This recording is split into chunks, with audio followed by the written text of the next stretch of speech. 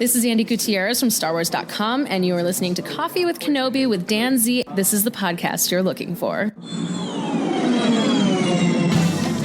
This is James Arnold Taylor, and you're listening to Coffee with Kenobi. I have a good feeling about this. Hello, my friends, and welcome to Coffee with Kenobi show number 364. We are your spoiler-free place for Star Wars discussion, analysis, and rhetoric. I'm your host, Dan Z, drinking One Nation coffee out of my Star Wars Run Rival Weekend mug from 2019. Thrilled to talk Star Wars with you this week. On today's show, Marc Kleinhenz joins us to talk about Star Wars and haunted houses, how they actually go together much more beautifully than you might expect. So pull up a chair, grab your favorite coffee mug, and let's have some coffee with Kenobi.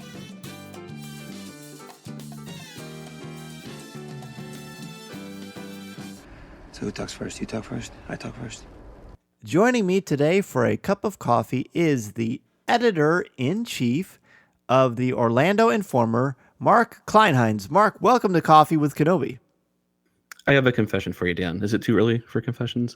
No, this is the perfect time. Okay. I'm not a big coffee drinker, but I do love my green tea. So I'll have green tea with Kenobi tonight.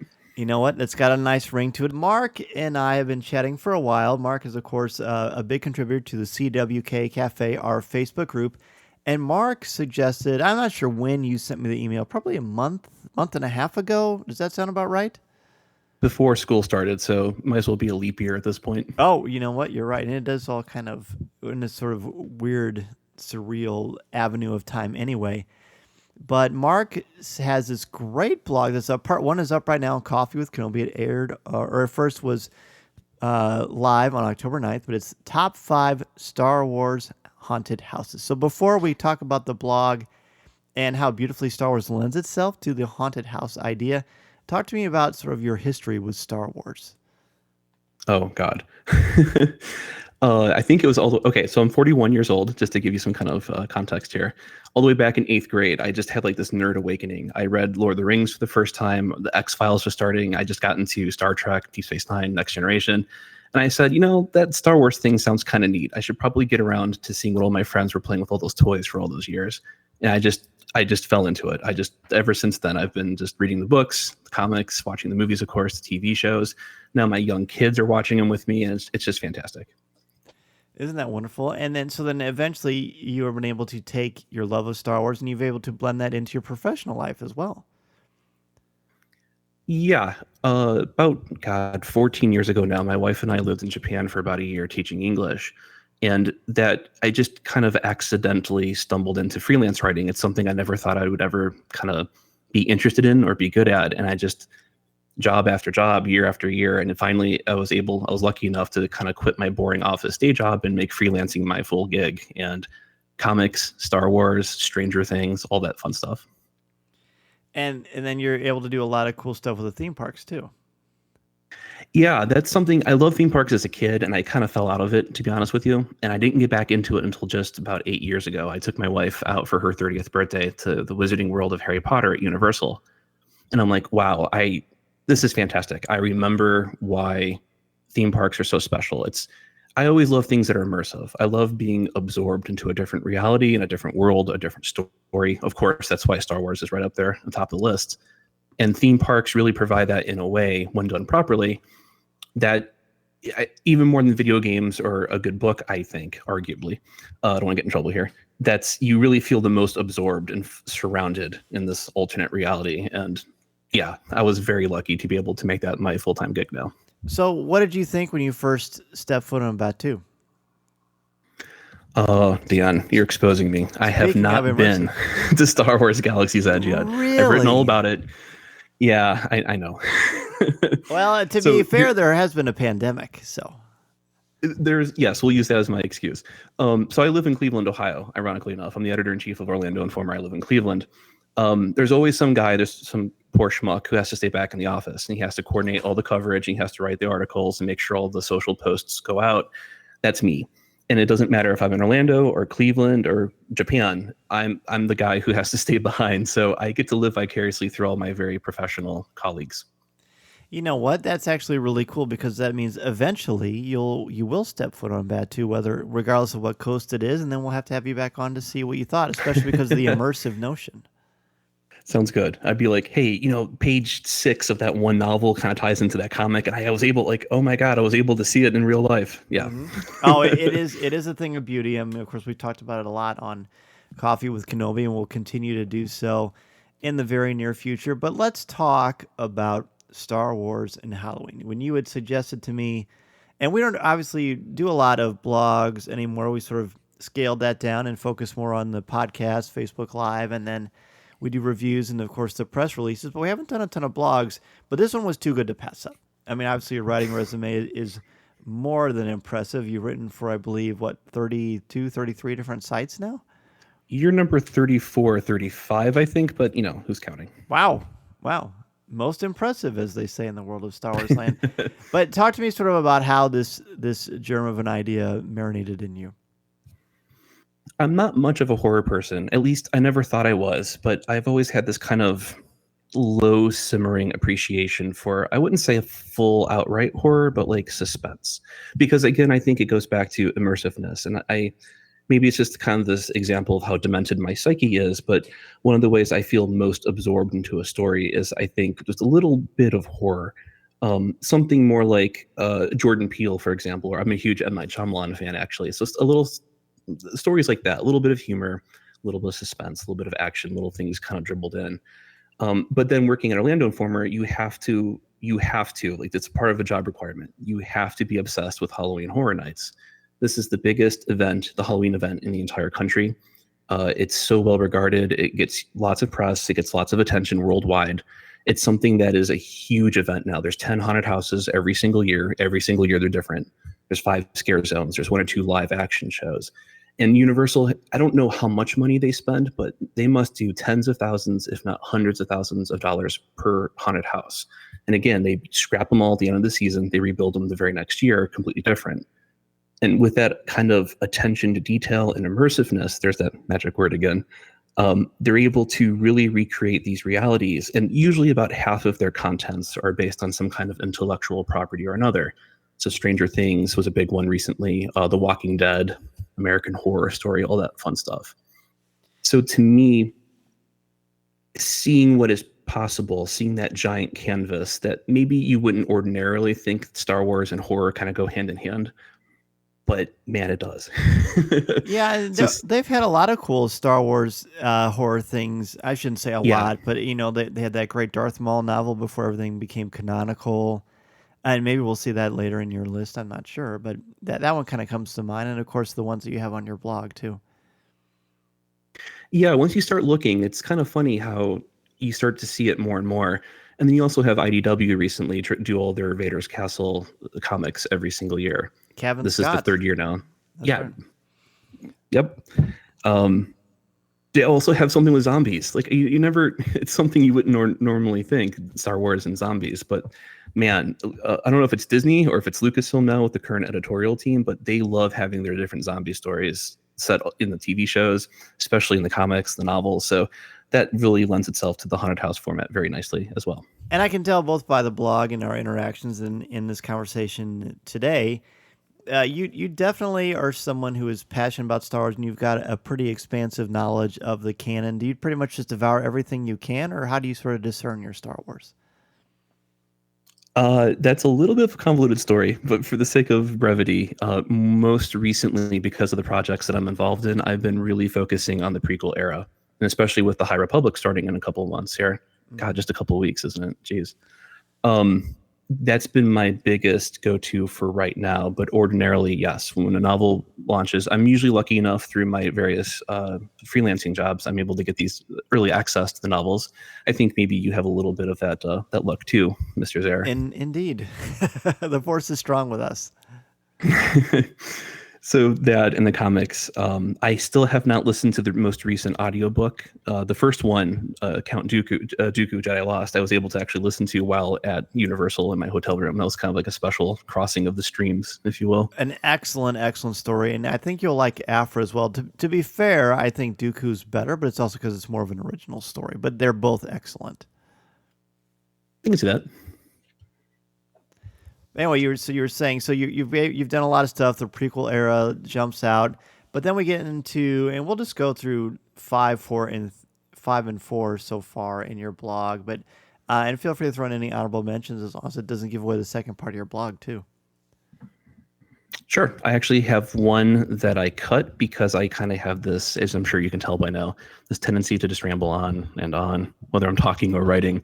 So I did cut one. Of course, you're putting me on the spot, and I can't remember the exact name of the planet, but I think we can figure it out. Yes. Yeah. All right. Where should we start? So let's. I love that you, for your number 5, you talked about Tom Engelberger's children's novel, The Mighty Chewbacca in the Forest of Fear. It's kind of has a. I love that Star Wars has certainly made a concerted effort, especially in the fall and winter seasons, to make things a little more holiday, and not in the bad taste in your mouth holiday special kind of a way, but more just kind of. I mean, a lot of it, of course, is sort of driven by merchandising, but there's nothing wrong with that. Star Wars has a very long history of merchandising, and I think they've sort of gone hand in hand with the success of the franchise as well. But talk to me about how this book sort of made its way onto your list. This is one of those installments where it came across my desk, and I'm like, I'm not that big on this particular subgenre. The young readers I think is the exact name. I started reading it, and the narration style, where you have kind of like a fireside chat with a narrator, and he's relating the story to you very conversationally. It can be well done. It can be very interesting. I always think of The Hobbit for some reason. I always think of when I read that novel, it feels like I'm sitting next to the fire and I'm enjoying a nice glass of wine, talking to someone about this great story. Right. It's just not my cup of tea, not my cup of green tea, if you will. But as I got into the story, I'm like, wait a minute. The concepts here are really quite brilliant. And then the progression of the story and how it starts off as this almost kind of nonsensical, isolated, shall we say, narrative from the whole rest of the Star Wars mythology, but yet you see how it connects, and it gets back to Emperor Palpatine's his cabal of advisors, and there's these Force cults, and how he's trying to hunt down all this arcane knowledge, like we see with the Witches of Dathomir, and so on and so forth. So it kind of all comes together in this beautiful package, and the concepts are so wonderful. It begs to be a haunted house. This idea of this forest that has this fear-inducing mist, and these really strange creatures that end up all being parts, literally, of this giant ancient entity that the dark side cult kind of worships. It's just, what a delicious little story. It's very much worth it. If anyone has not out there listening, if anyone has not read it yet, I definitely recommend it. Why don't we go ahead and take a break, and we will come back with more from Marc Kleinhenz and the wonder of Star Wars and haunted houses. This is Coffee with Kenobi. This is Vanessa Marshall, and you're listening to Coffee with Kenobi.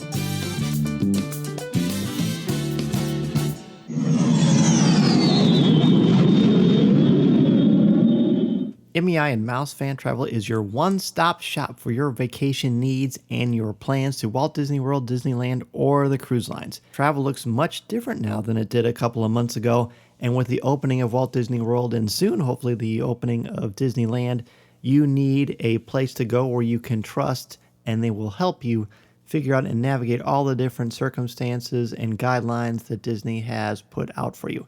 And I can say that we had our vacation modified, and as soon as dates were announced, MEI contacted me directly to help me reschedule, which is exactly what I was hoping to do. So if you are interested in rescheduling your vacation, or want to try to plan a Walt Disney World, Disneyland vacation, or anywhere else you want to go on the planet, be sure to contact MEI and Mouse Fan Travel at www.coffeewithkenobi.com/mousefantravel. Their signature service and expert advice will help you maximize your vacation time and dollar, and they will help you figure out all the different changes and modifications going on at the Disney theme parks. They are amazing, and I can tell you, honestly, from the bottom of my heart, the peace of mind that Becky Menken and the crew at MEI and Mouse Fan Travel have given me is invaluable. If you're interested at all, again, go to www.coffeewithkenobi.com/mousefantravel.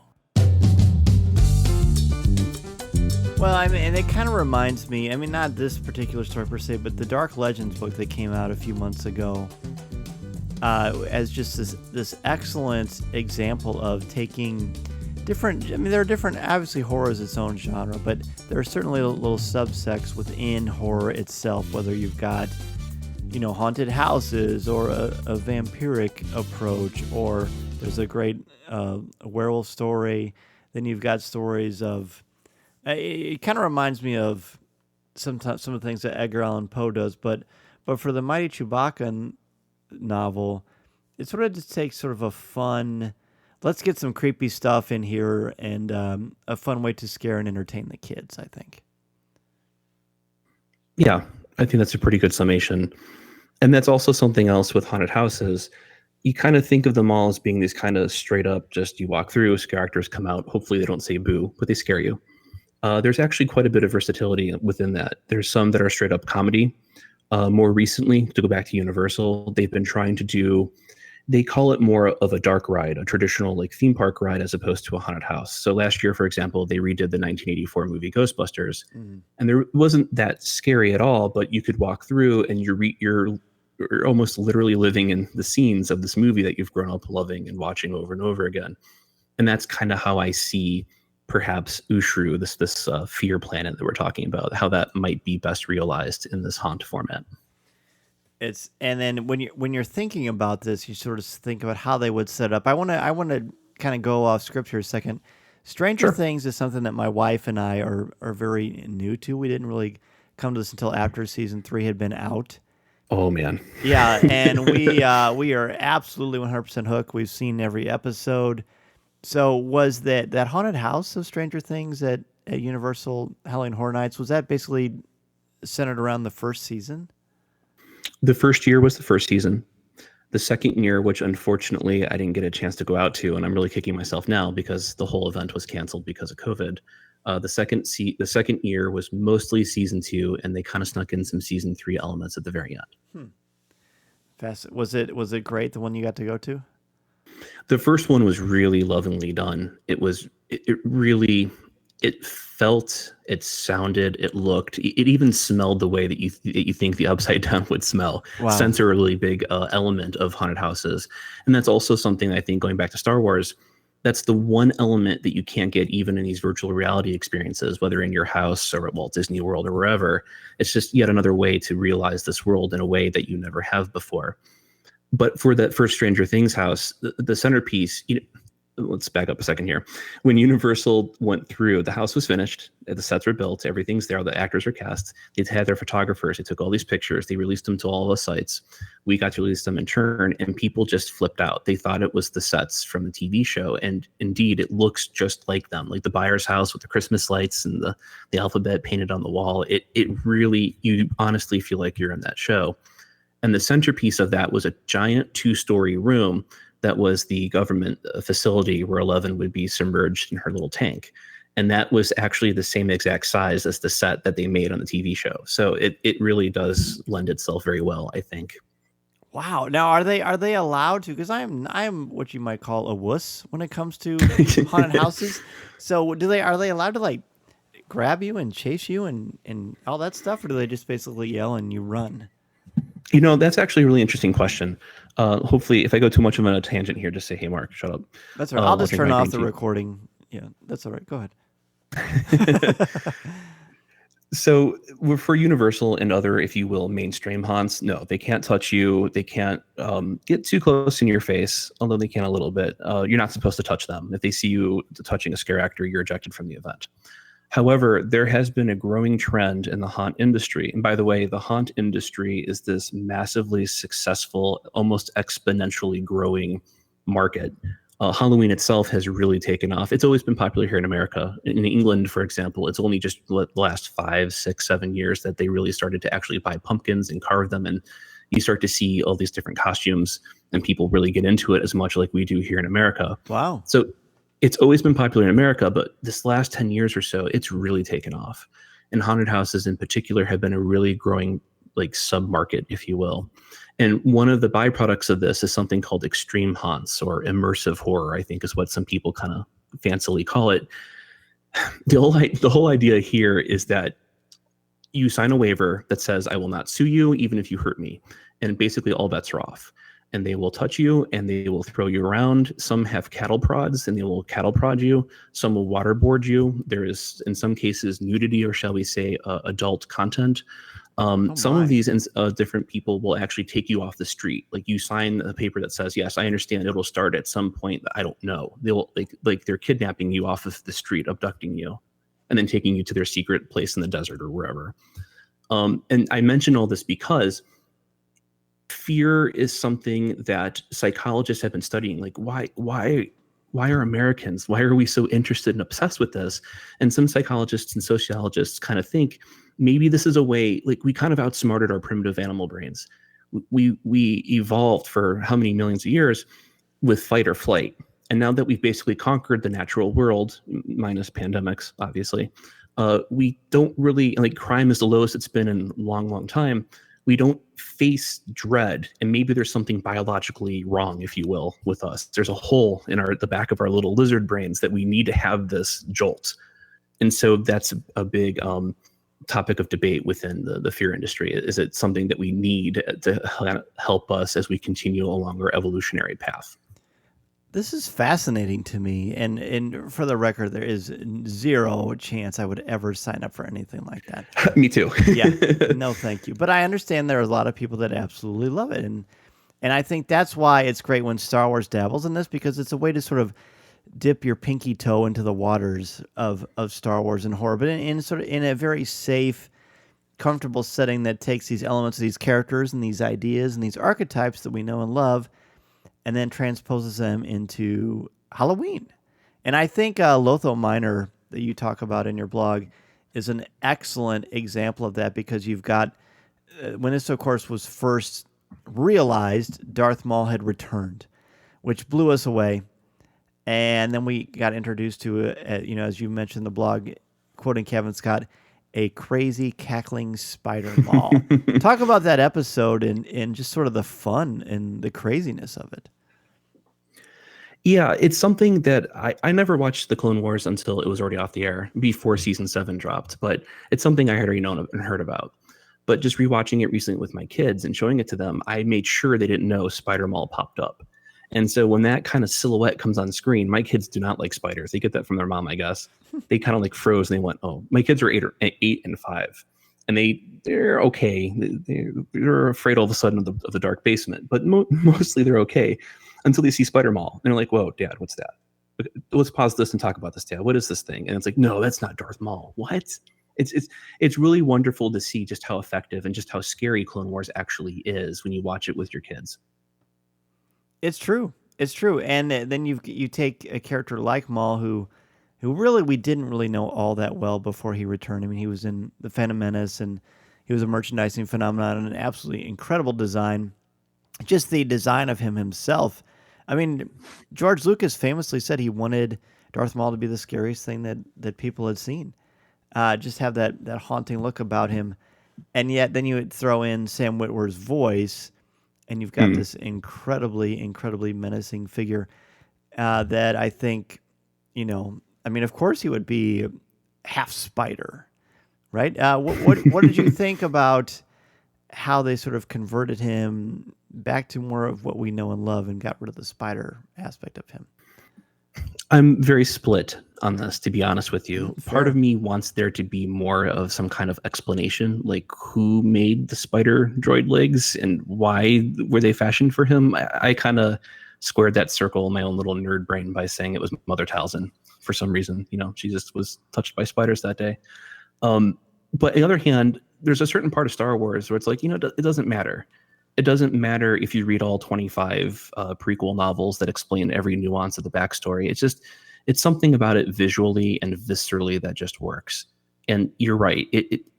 The archetype that is Darth Maul, it does lend itself to that kind of weird kind of phantasm shape. And it does make, as my kids can attest to, a very effective visual presence. And I don't know if it was in on StarWars.com or one of the interviews that Dave did for the Clone Wars, but I feel like Maul crafted these just through his anger and his intense hatred of Obi-Wan Kenobi, and then he formed them himself through the dark side of the Force, in which, is what it kept him alive, and also because of his fractured psyche. That was kind of the best that he came up with what he had to work with. Yeah. And that does work with the whole haunted house premise because, Yes. again, we're dealing with fear, and fear is something that can manifest itself in all these different ways. Kind of a Frankensteinian approach, too. I just created a new word. Well, that makes me think of Darth Vader in Revenge of the Sith rising off of the slab. It's like that. It's kind of like that Darth Frankenstein. Listen to me. Absolutely. We're creating these things left and right here. Yeah, that works. Universal Monster is the classic black and white nature of that, and how with George Mann doing Dark Legends, and he said he wanted to do Nosferatu with the Sith Inquisitor. See, we all come. It's full circle. We all go back here. That's right, and I'm glad you brought that up because we had a great interview with him a month and a half ago where he talked exactly about that and the things he was able to do through Lucasfilms. You know, they thought, well, this is a great idea, run with that. And I feel like, Mark, they are encouraging authors to use their creative side to blend these two genres together. Can you give us sort of a hint about what we might see in part 2 of your blog? I knew at some point Darth Vader's castle would make an appearance. I thought it would be one of the highest ranking elements, but as I sat down and started to analyze all the different components of the different planets, I kind of realized, like, yeah, this is iconic, and it's, again, archetypal, and it's something that we've waited to see for such a long time. But man, the other things that Lucasfilm has managed to create, it kind of pales in comparison almost, I hate to say. No, that's fair. That's fair. So we've got some fun, and you can certainly look for that for part 2 in a couple of weeks. Real quickly before we let you go, do you have a favorite Star Wars character that sort of evokes that Halloween spirit? Is it Darth Vader, or is there someone else? You're really putting me in the spot here, buddy. You sound like Corey now on our pour-over shows. I'm kind of partial to Darth Tyrannus for some strange reason. And I think part of it is the fact that he looks kind of banal. It's Christopher Lee. He looks regal, of course. He looks commanding, but he has this wonderful veneer. Like, you really do see him as Qui-Gon's teacher. You do kind of see this nobility in him, and yet there's like this hidden monster inside. He really is, in a lot of ways, an interesting reflection of Darth Sidious, and he's a character, unfortunately, even though he gets lots of screen time in the Clone Wars, he doesn't get explored very much in the greater canon. And notwithstanding the audiobook, of course, the audio drama. Right. But I'm hoping we get to explore that more. Listening to Coffee with Kenobi, you are, with Dan Z, the podcast you're looking for. This is... yes.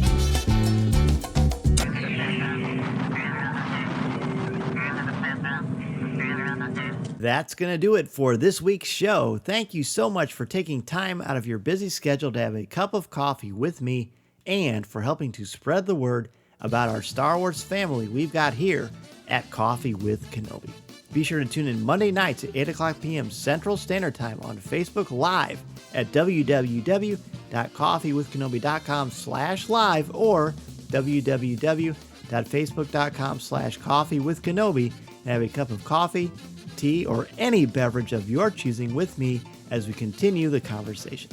To join us in the CWK Cafe, which is our Facebook group, and share your Star Wars thoughts, comments, reviews, and opinions in a family-friendly, spoiler-free place that is also drama-free, go to www.coffeewithkenobi.com/community and be part of the conversation, talk about this week's show, or just talk about some Star Wars. It is a lot of fun, and you'll make some new friends as well as catch up with longtime friends along the way. I also want to thank all of the new and longtime members of the CWK Alliance and let you know how much I appreciate your help and encouragement. A big thank you to our CWK Alliance members, Mary Perdue, Jason Hall, Dennis Keithley, Ross Halloban, Cato McNichol, Alexander Moylan, Jim Capron, Smooth Rivera, Tyler Pompa, Frank Mulder, Colby Mead, LJ Souter, Daz Davies, Dustin Mills, Robert Avila, Terry King, Jeff Ellis, David Nicely, Chris Gavarka, Angela Sauce, Aaron Harris, Greg McLaughlin, Eric Struthers, Christine Turk, Brian McKinney, Alex Procasio, Hannah, Susan Gray, Ian Thompson, Dan Ream, Christian Dale, JC Poe, Ed Kimoto, Blake Weaver, Chelsea Sansbury, Yancey Evans, Craig Hargrove, Chris Metz, Connie Shee, Mark Suter, Jared Cantor, Kurt McKellen, Thea Selby, and Simbat Defterdarian. If you want to join the CWK Alliance, be sure to go to www.coffeewithkenobi.com/CWK Alliance and sign up today. Not only will you help out Coffee with Kenobi, but you will also get access to CWK Pour-Over, the exclusive weekly podcast not heard anywhere else. It's a great way to support and help out the show, and 10% of your monthly contributions go directly to the St. Jude Children's Hospital to support the incredibly important work they are doing to help these brave children and their families. Plus, contributors at the CWK All-Star level can watch a video podcast of CWK Pour-Over hosted by me, Tom Gross, and Corey Clubb. Feel free to reach out if you have any questions. In addition to being part of the community on Facebook, please don't forget to visit our website at www.coffeewithkenobi.com for Star Wars news, announcements, reviews, live video, and so much more. If you have a question for me or just want to share your thoughts on the air, please feel free to reach out to me at danz@coffeewithkenobi.com, and I'll share them on the show. You can also connect with me on Twitter at Mr. Zer, MRZEHR.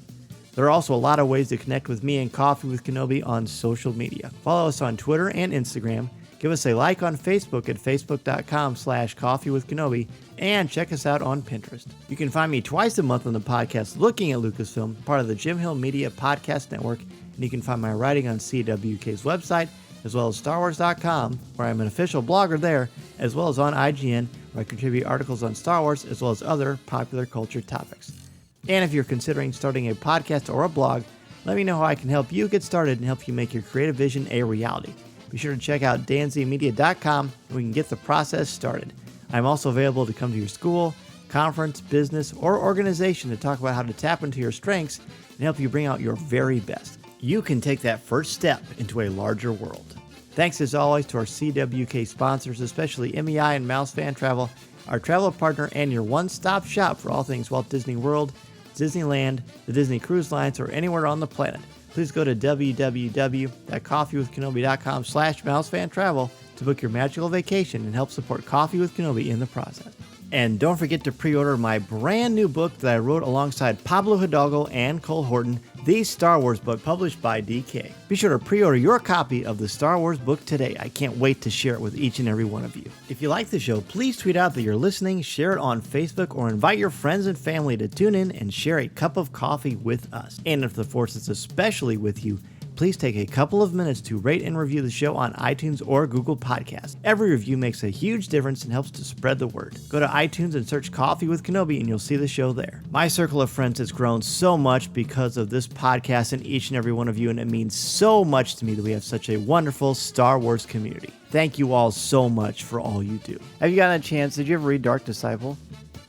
I have. That was a really interesting. I like that book way more than I thought I would. Oh. It was really engaging. Yes, I'd say it's a top book. I think it's an excellent one.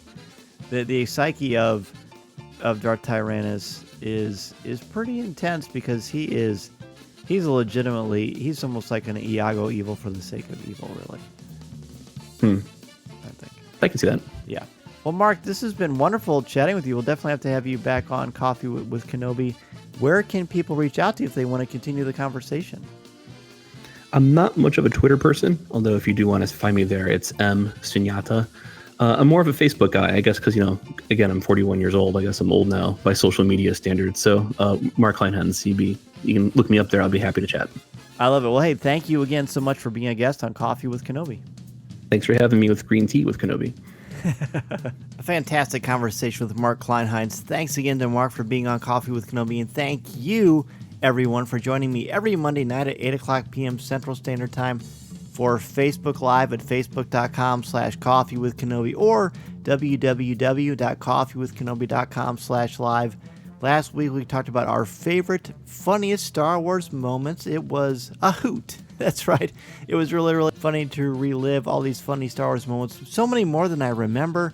But then when you hear them, you just think, oh, wow. And that kind of happens every week with this amazing community we have cultivated on Facebook Live. So be sure to join us if you can. And if you can't join us live, the show is always up on Facebook, Instagram, and YouTube. Next week is the debut of the Star Wars book, my very first Star Wars book ever published, written by myself, Pablo Hidalgo, and Cole Horton. You may have seen early buzz about it. It's already available in the UK, and it's currently, I'm excited to say, the #1 best-selling book on Amazon for the category of Star Wars. Imagine that. I can't believe how amazing it is, how blessed I feel to be able to be a part of this incredible project, and I can't wait for all of you to experience this. Be sure to pre-order it on Amazon.com right now. The Star Wars book, again, written by myself, Pablo Hidalgo, and Cole Horton. Expect the next few weeks to be very the Star Wars book heavy. Behind the scenes, some great interviews and conversation. You will not want to miss it. Have a great week and weekend, everybody. Thank you so much for your support and friendship, and I will see you next time. This is the podcast you're looking for. This podcast is not endorsed by the Walt Disney Company or Lucasfilm Limited. It is intended for entertainment and informational purposes only. The official Star Wars website can be found at www.starwars.com. Star Wars, all names, sounds, and any other Star Wars-related items are registered trademarks and/or copyrights of Disney and their respective trademark and copyright holders. All original content of this podcast is the intellectual property of Coffee with Kenobi unless otherwise indicated. This is the podcast you're looking for. There's no one here.